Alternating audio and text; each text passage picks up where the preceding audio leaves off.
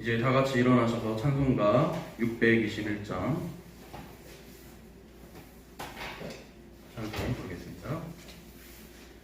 찬송가 621장 찬양하라 내 영혼아 찬송 부르겠습니다.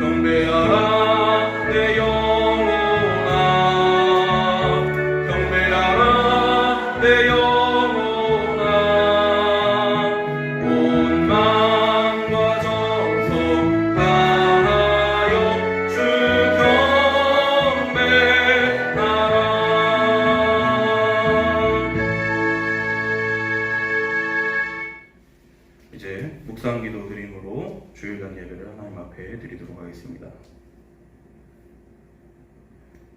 같이 묵상기도 드리시겠습니다.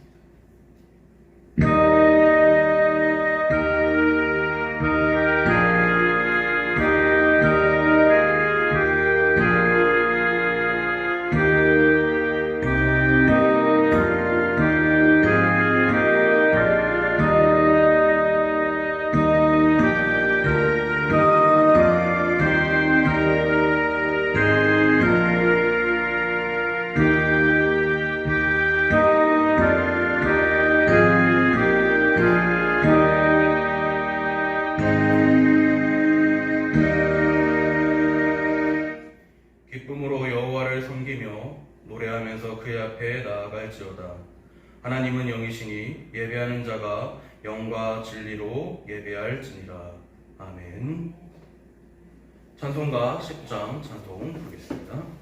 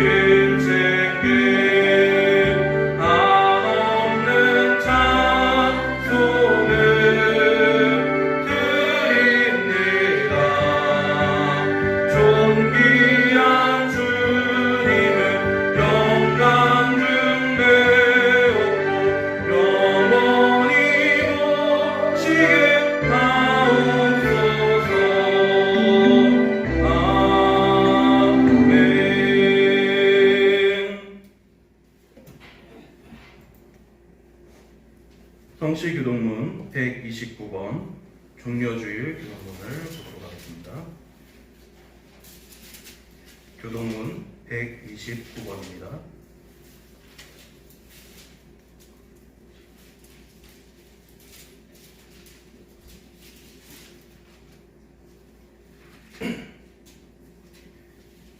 교동문 129번 종료주의 교동문 교독하겠습니다. 시온에 따라 크게 기뻐할지어다. 예루살렘에 따라 즐거이 부를지어다. 보라, 내 왕이 내게 임하시나니 그는 공의로우시며 구원을 베푸시며 평생하여서 나귀를 나타나니 나귀를 잡은 것 곧 나귀 새끼니라. 내가 에브라임의 병거와 예루살렘의 말을 끊겠고 전쟁하는 활도 끊으리니 그가 이방 사람에게 화평을 전할 것이요 그의 통치는 바다에서 바다까지 이르고 유브라데 강에서 남극까지 이르리라. 앞에서 가고 뒤에서 따르는 무리가 소리 높여 이르되 호산나 발치를 쳤으며 찬송하리로다. 다 같이 읽겠습니다. 주의 이름으로 오시는 이여 가장 높은 곳에서 호산나 하더라. 아멘. 사도신경으로 신앙 고백 드리겠습니다. 나는 전능하신 아버지 하나님 천지의 창조주를 믿습니다. 나는 그의 유일하신 아들 우리 주 예수 그리스도를 믿습니다. 그는 성령으로 잉태되어 동정녀 마리아에게서 나시고 본디오 빌라도에게 고난을 받아 십자가에 못 박혀 죽으시고 장사된 지 사흘 만에 죽은 자 가운데서 다시 살아나셨으며 하늘에 오르시어 전능하신 아버지 하나님 우편에 앉아 계시다가 거기로부터 살아있는 자와 죽은 자를 심판하러 오십니다. 나는 성령을 믿으며 거룩한 공교회와 성도의 교제와 죄를 용서받는 것과 몸의 부활과 영생을 믿습니다. 아멘. 이어서 찬송가 212장 찬송 부르시고 부활한 유사님 대표 기도해 주시겠습니다. 찬송가 212장입니다.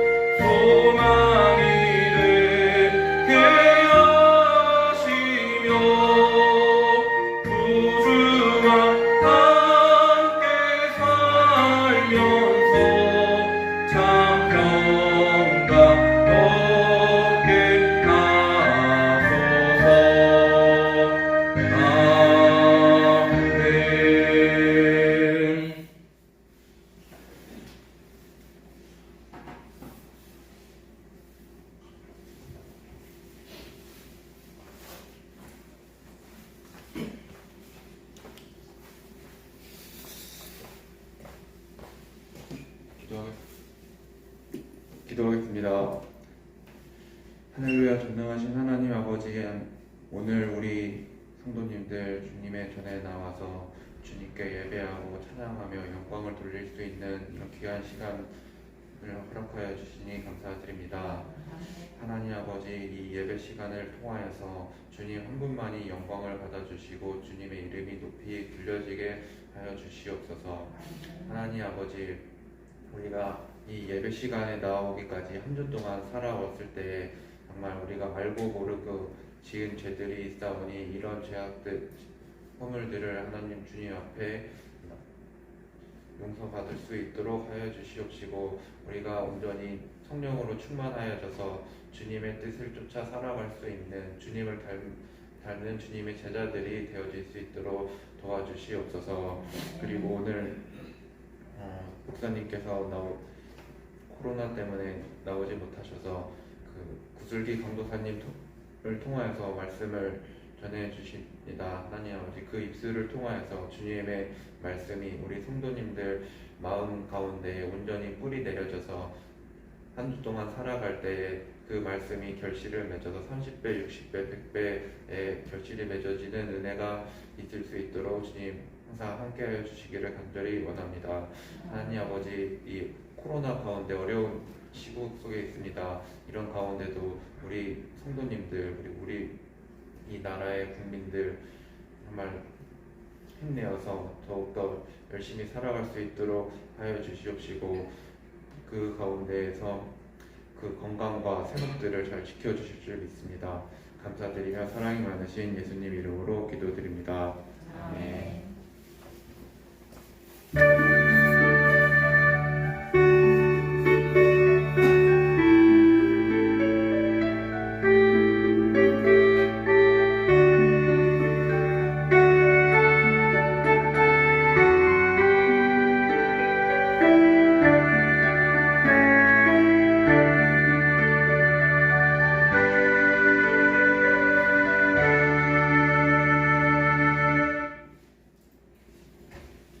성경 말씀을 보도록 하겠습니다. 빌립보서 2장 1절로부터 11절까지 말씀을 보겠습니다.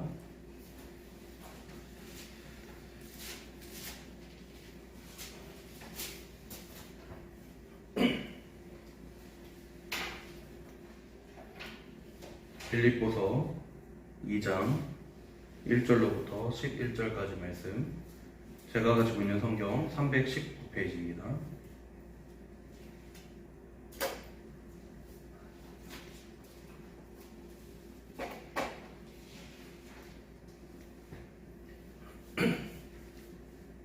빌립보서 2장 1절로부터 11절까지 말씀, 제가 공독하도록 하겠습니다. 그러므로 그리스도 안에 무슨 권면이나 사랑의 무슨 위로나 성령의 무슨 교제나 긍휼이나 자비가 있거든 마음을 같이하여 같은 사랑을 가지고 뜻을 합하며 한 마음을 품어 아무 일에든지 다툼이나 허영으로 하지 말고 오직 겸손한 마음으로 각각 자기보다 남을 낮게 여기고 각각 자기 일을 돌볼 뿐더러 또한 각각 다른 사람들의 일을 돌보아 나의 기쁨을 충만하게 하라. 너희 안에 이 마음을 품으라. 곧 그리스도 예수의 마음이니 그는 근본 하나님의 본체시나 하나님과 동등됨을 취할 것으로 여기지 아니하시고 오히려 자기를 비워 종의 형체를 가지사 사람들과 같이 되셨고 사람의 모양으로 나타나사 자기를 낮추시고 죽기까지 복종하셨으니 곧 십자가의 죽으심이라. 이러므로 하나님이 그를 지극히 높여 모든 이름 위에 뛰어난 이름을 주사 하늘에 있는 자들과 땅에 있는 자들과 땅 아래에 있는 자들로 모든 무릎을 예수의 이름에 꿇게 하시고 모든 입으로 예수 그리스도를 주라 시인하여 하나님 아버지께 영광을 돌리게 하셨느니라. 아멘.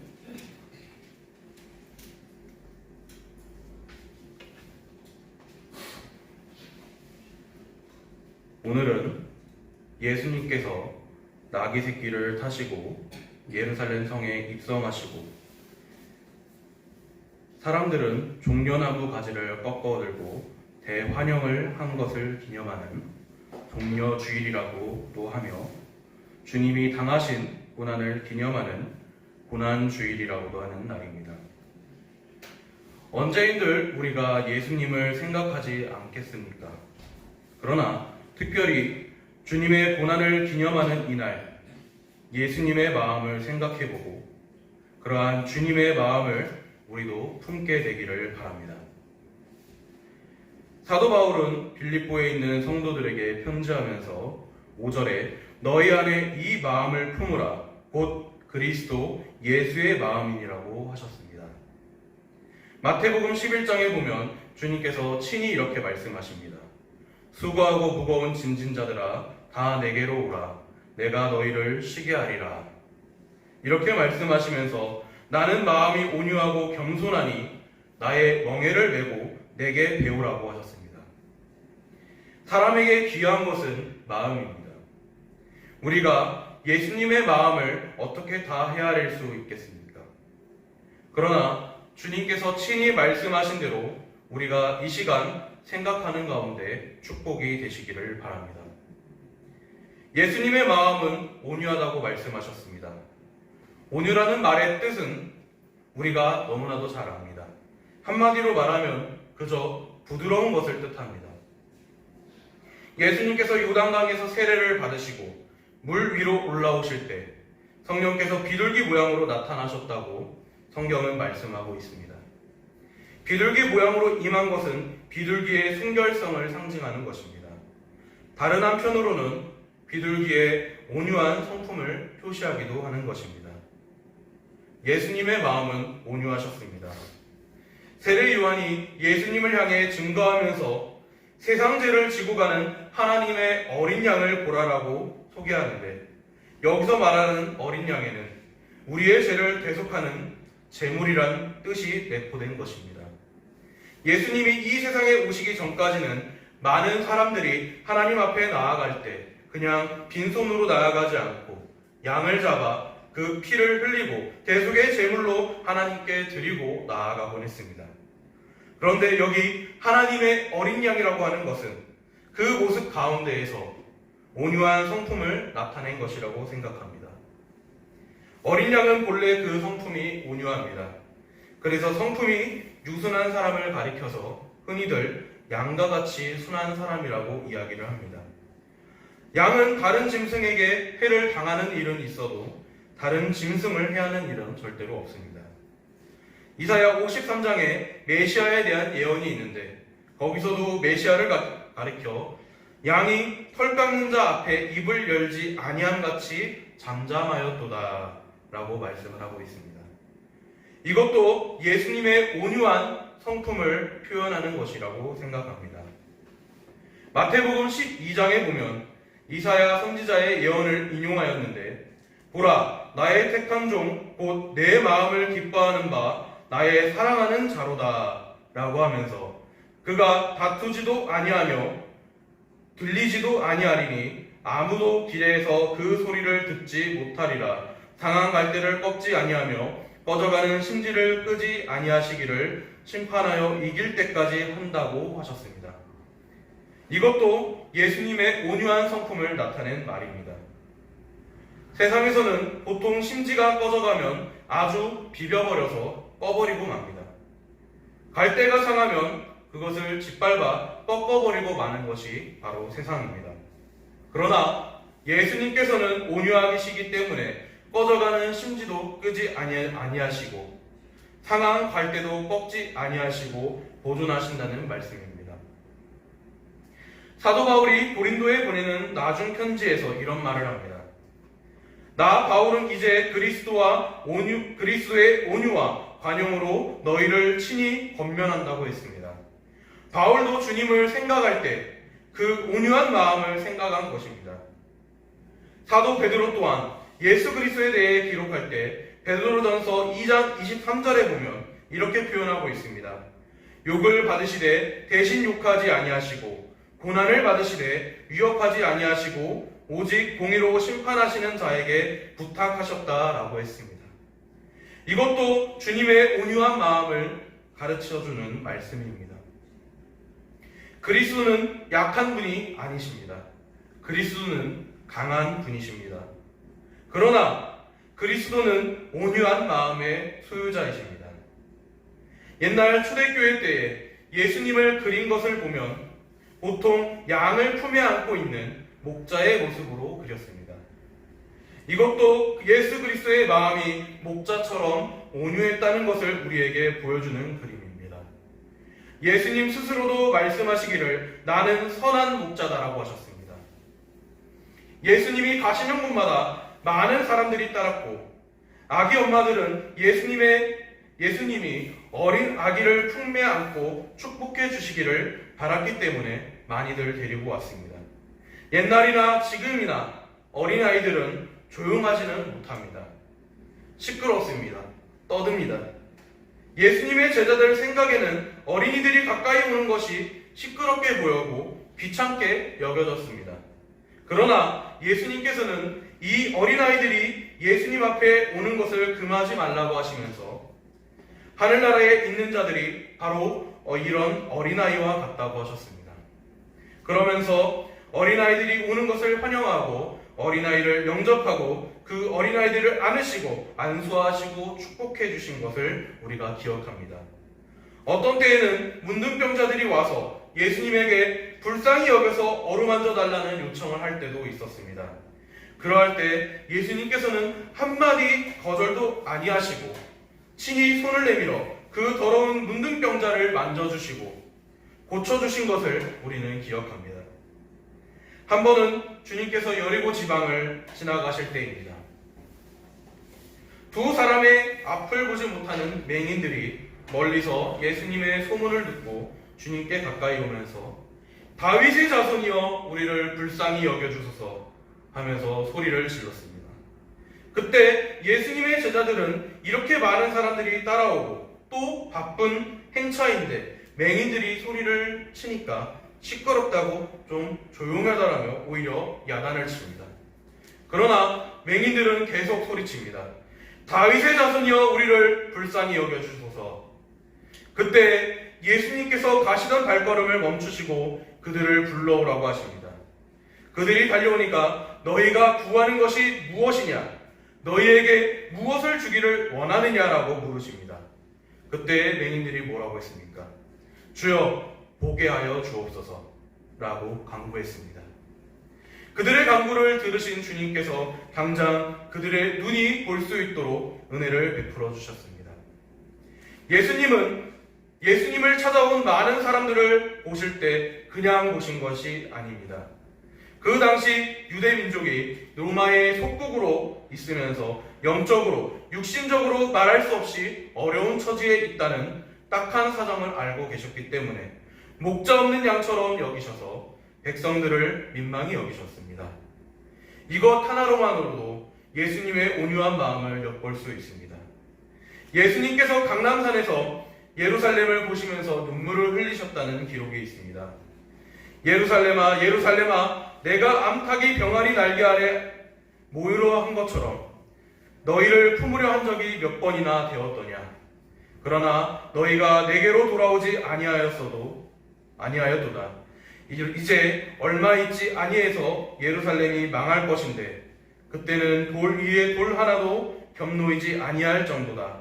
다 망해버릴 것이다 라는 말씀을 하시면서 그 눈에서 눈물을 흘렸습니다. 겟세마네 동산에서 예수님이 원수들에게 붙잡히실 때 옆에 있던 베드로는 홧김에 차고 있던 칼을 빼어 제사장의 종의 귀를 잘라버렸습니다. 그러나 예수님께서는 베드로에게 칼을 다시 칼집에 넣으라고 하시면서 대개 칼을 쓰는 자는 칼로 망한다고 경고하시고 조용히 체포당하셨습니다. 그리고 법정에 끌려다니시면서 많은 곤욕을 당하셨지만 예수님은 그의 제자 베드로가 친히 기록한 대로 모든 것을 참으셨습니다.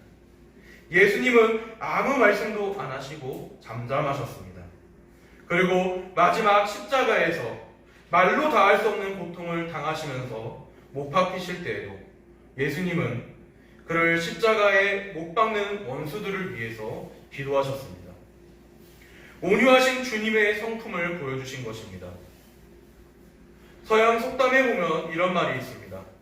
향나무는 자기를 찍는 도끼에게도 향기를 풍긴다는 말이 있습니다. 예수님은 그 마음이 온유하셨기 때문에 자기를 해치는 원수에게까지도 온유하셨습니다. 이 말은 예수님이 약하셨기 때문에 그랬다는 것이 아닙니다. 예수님은 분명히 강하셨습니다. 예수님은 그 누구보다도 담대하셨습니다. 더구나 주님의 온유한 마음은 죄를 용납하는 것을 의미하는 것도 아닙니다. 예수님은 죄를 미워하셨습니다. 예수님은 죄를 책망하셨습니다. 하지만 죄인을 불쌍히 여기시고 백성을 긍휼히 여기신 것은 그러한 예수님의 온유한 마음의 표현이었습니다. 예수님께서 친히 상상고운을 가르치실 때 마음이 온유한 자는 복이 있나니 땅을 기업으로 받을 것이라고 말씀하셨습니다. 온유한 사람이 어려움을 당하고 업신여김을 당하고 지는 것 같지만 마지막에는 이깁니다. 온유한 사람이 마지막에는 이 땅을 차지합니다. 그렇습니다. 마음이 온유한 어린 양 되시는 예수 그리스도께서 마지막에는 온 세상을 차지하게 될 것을 우리는 믿습니다. 그리고 예수님의 마음은 겸손하다고 말씀했습니다. 예수님의 일생을 가만히 돌이켜 살펴보며 그의 생활 가운데 조금이라도 교만했다든지 자기 자랑을 했다든지 하신 일이 있었던가 생각해 보시길 바랍니다. 예수님의 인생을 돌이켜보면 교만한 자취가 전혀 보이지 아니합니다. 예를 들어 예수님께서 태어나신 곳이 어디십니까? 바로 마국간에서 나셨습니다. 만왕의 왕이신 그가 왕궁에서 나시지 아니하시고 마국간에서 나셨습니다.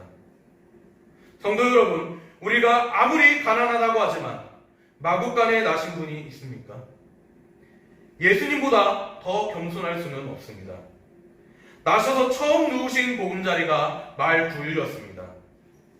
예수님이 젊어서 하신 생활 가운데에도 사실은 생활에 내놓고 자랑할 만한 것이 없습니다.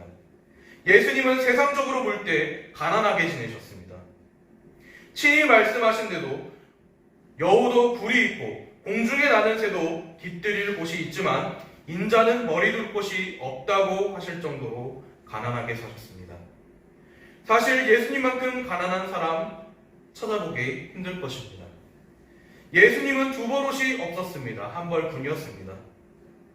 우리 가운데 옷 한 벌로 사시는 분 아마 안 계실 것이라고 생각됩니다. 갈아입을 옷은 분명히 있으실 것입니다. 겨울옷을 가지고 있고 여름에 입는 옷까지 있는 사람들입니다. 그런데 예수님은 한 벌 옷으로 사셨습니다.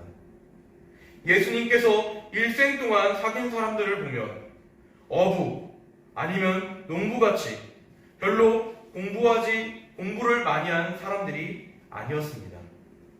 예수님은 어떤 세력 있는 사람들과 더불어 사교회에 나타나신 적이 없습니다.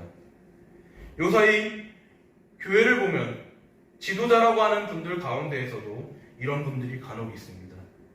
내가 대통령이나 또는 장관과 같이 하면서 대접받고 같이 식사를 했다는 그런 것을 자랑으로 여기는 그런 분들도 있습니다. 그러나 예수님께서는 그러하신 적이 한 번도 없습니다. 예수님께서 원수들에게 끌려가 재판을 받으실 때 빌라도 앞에 선 것 외에는 권력자와 자리를 같이 한 적이 없습니다. 그래서 예수님을 반대하던 사람들이 뭐라고 비난했습니까? 세리와 죄인의 친구라고 칭하였습니다. 그것이 사실입니다. 예수님은 권력자나 부자의 친구가 아니라 가난한 사람, 무식한 사람, 어려움 당하는 사람들의 친구셨습니다. 예수님은 이 땅에 33년 사시는 동안 사람들에게 보이시는 행동을 좀 달리하신 적이 딱 한 번 있습니다. 그것은 예루살렘 성에 입성하실 때입니다. 그때는 예수님의 제자들이나 따르는 사람들이 앞서고 뒤서면서 종려나무 가지를 꺾어 흔들며 호산나 호산나 하면서 성으로 들어왔습니다. 사람들의 눈에 좀 드러나게 하신 것입니다. 그러나 이 또한 자세하게 보게 되면 나귀 중에서도 제일 작은 나귀 새끼를 타시고 입성하셨습니다. 유대 나라는 우리나라에서 흔히 볼 수 있는 나귀들보다 오히려 그 나귀가 더 작습니다. 그러니까 아마 예수님께서 타신 나귀가 작기 때문에 예수님의 발이 거의 땅에 닿을 정도로 그렇게 작다고 생각하시면 될 것 같습니다. 이처럼 예수 그리스도는 왕이시지만 겸손한 왕이십니다. 마지막 만찬을 하실 때도 그렇습니다. 제자들 사이에서 예수님의 사정도 모르고 누가 우리 가운데 제일 높으냐, 누가 제일 크냐 하는 것 때문에 토론이 벌어지게 됩니다. 기분들이 상해서 아주 언짢은 분위기, 어색한 분위기였습니다. 그 당시 유대는 먼지가 너무 많아서 밖에서 들어올 때면 꼭 발을 씻어야 했는데 넉넉한 집에서는 이러한 발을 씻기는 일을 하는 것이 종의 일이었습니다. 주인이 집에 들어오면 그 주인의 발을 씻어드렸습니다.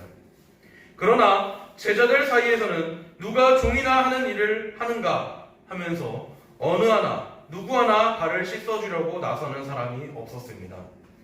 제자들은 내가 왜 종이나 하는 그러한 천한 일을 해?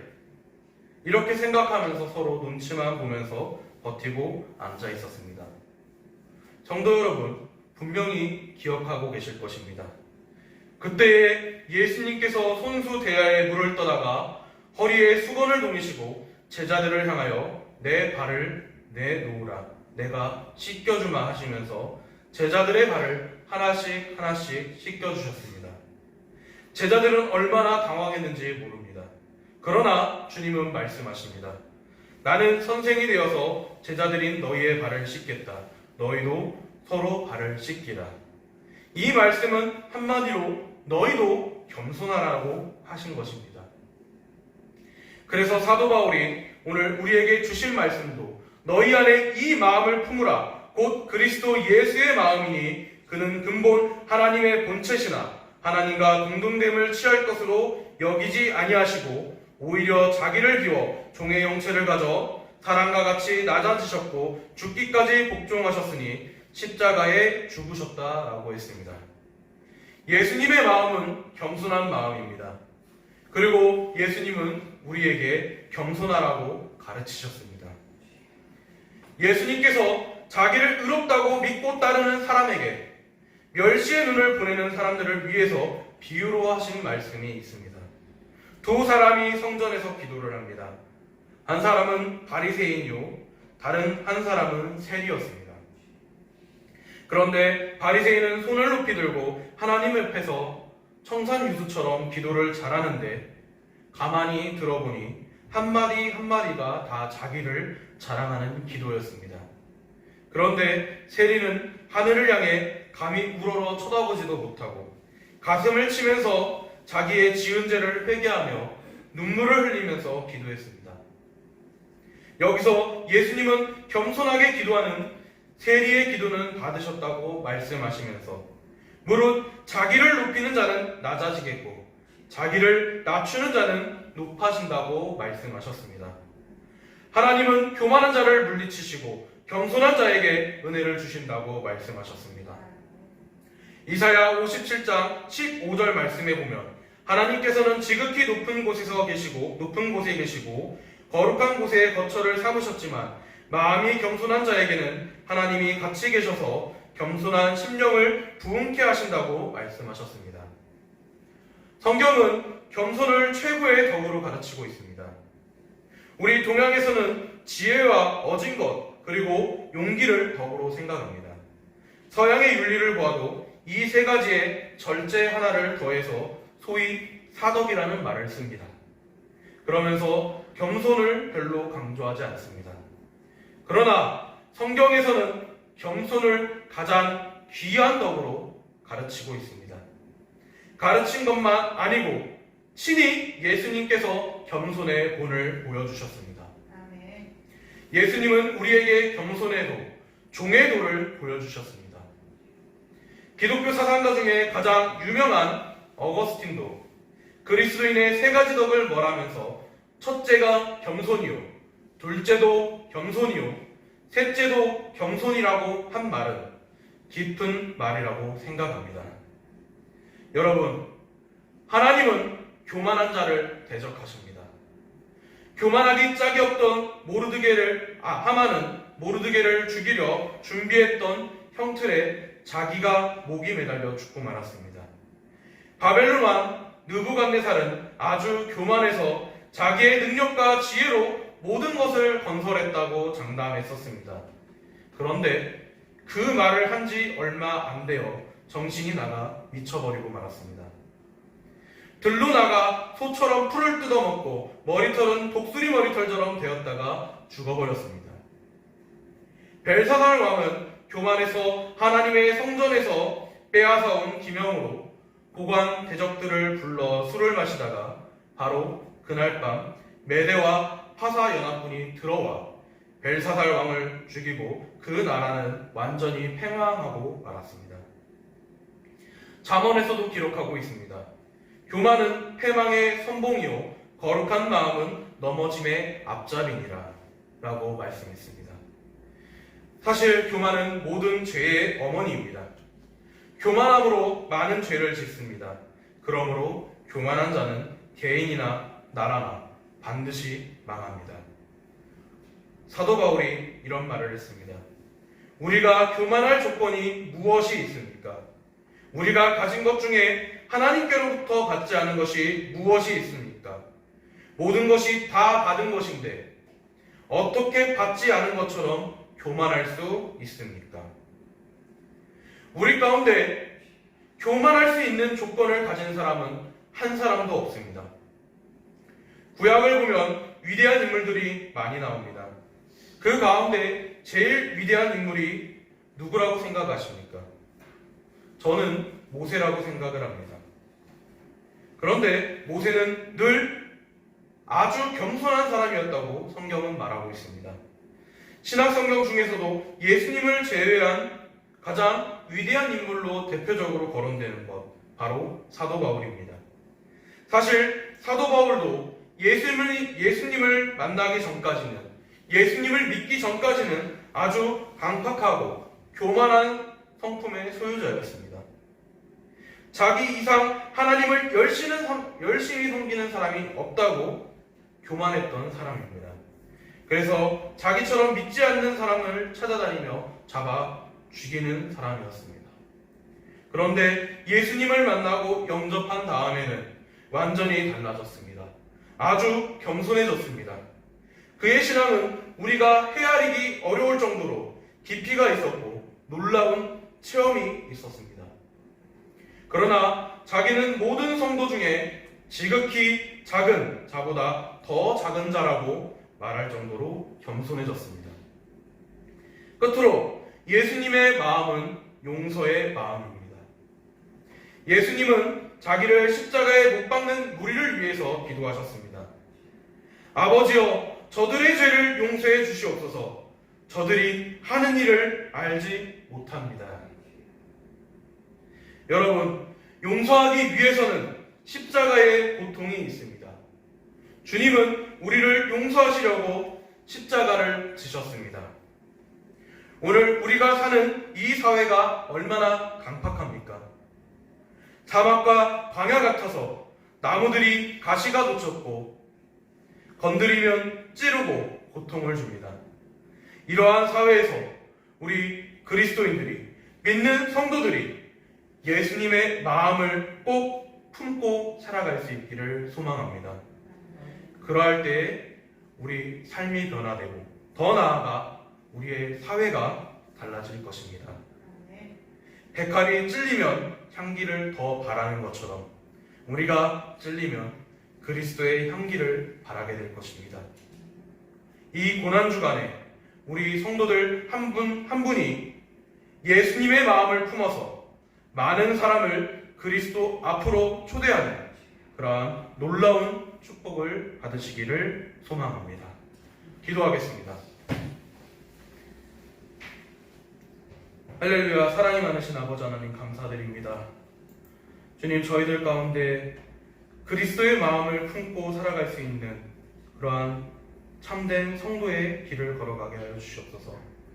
예수님께서 겸손하셨던 것처럼 우리도 서로 겸손하여서 주님 앞에 나아갈 때 정말 자랑스러운 얼굴들이 될 수 있도록 주님께서 인도하여 주시옵소서. 주님께서 받으신 그 고난과 그 마음을 우리가 기억하면서 이 세상을 살아갈 수 있도록 주님께서 인도하여 주시옵소서. 감사드리며 예수님의 이름으로 기도드립니다. 아멘. 찬송을 부르겠습니다. 찬송가 453장 찬송 부르겠습니다. 찬송가 453장 부르시면서 헌금을 드리시겠습니다.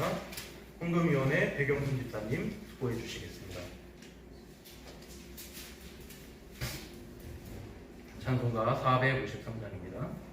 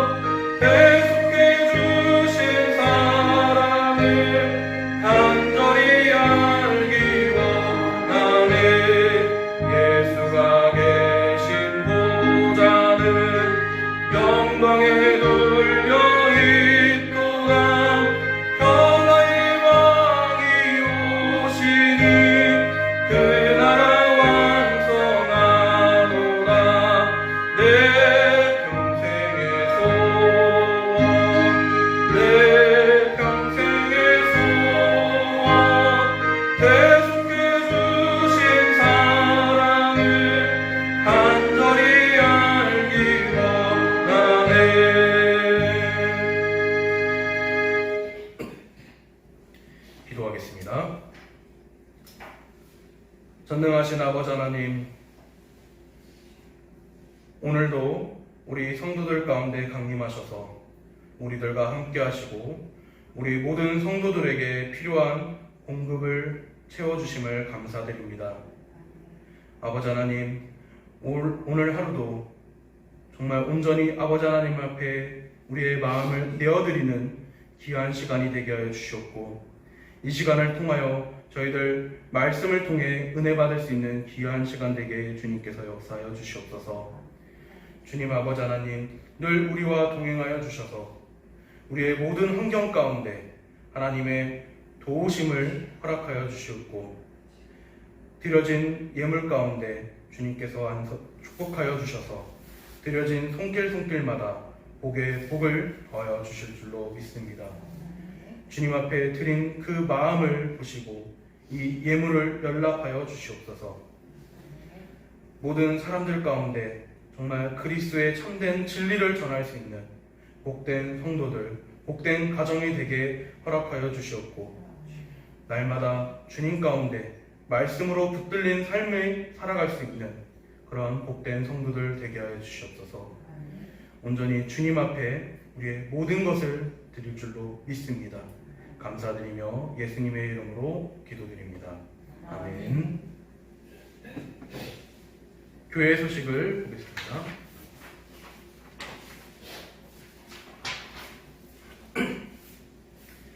(4월달) 우리에게 주신 말씀 누가복음 24장 47절 48절 말씀 주어를 참고해서 같이 읽도록 하시겠습니다. 또 그의 이름으로 제사함을 받게 하는 회개가 예루살렘에서 시작하여 모든 족속에게 전파될 것이 기록되었으니 너희는 이 모든 일의 증인이라. 누가복음 24장 47절 48절 말씀. 아멘. 4월 한 달 동안에도 이 말씀을 통해서 예수 그리스도의 삶과 예수 그리스도께서 우리에게 내려주신 그 일들에 대한 복에 대한 참된 구원에 대한 그런 증인의 삶을 살아갈 수 있는 그런 평강의 성도 여러분들 될 수 있기를 소망합니다. 이번 주 공동기도 제목 같이 읽겠습니다. 예수님께서 받으신 고난을 기억하면서 부활절을 준비하는 기간이 되게 하옵소서. 아멘. 네. 오늘은 종려주일입니다. 그리고 내일부터 11일부터 16일까지 한 주간 고난주간 기간입니다. 예수님께서 부활하시기 전까지 받으신 고난을 우리가 기억하면서 정말 다음 주에 있을 부활절을 준비할 수 있기를 바랍니다. 4월 16일 오전 11시에 노방전도가 있습니다.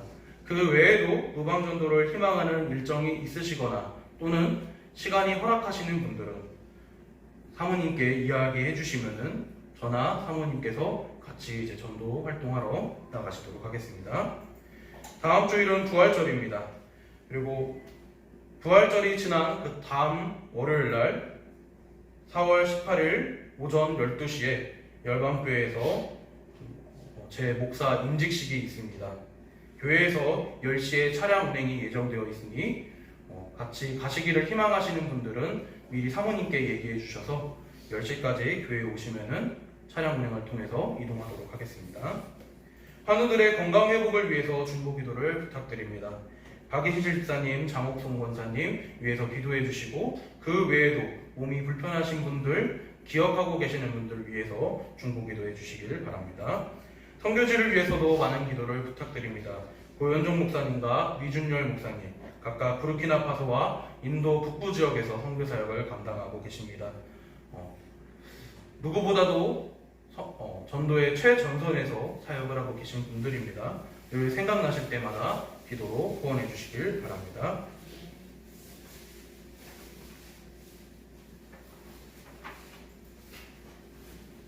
송영 505장 찬송 부르도록 하겠습니다. 다 같이 일어나셔서 찬송가 505장 찬송 부르겠습니다.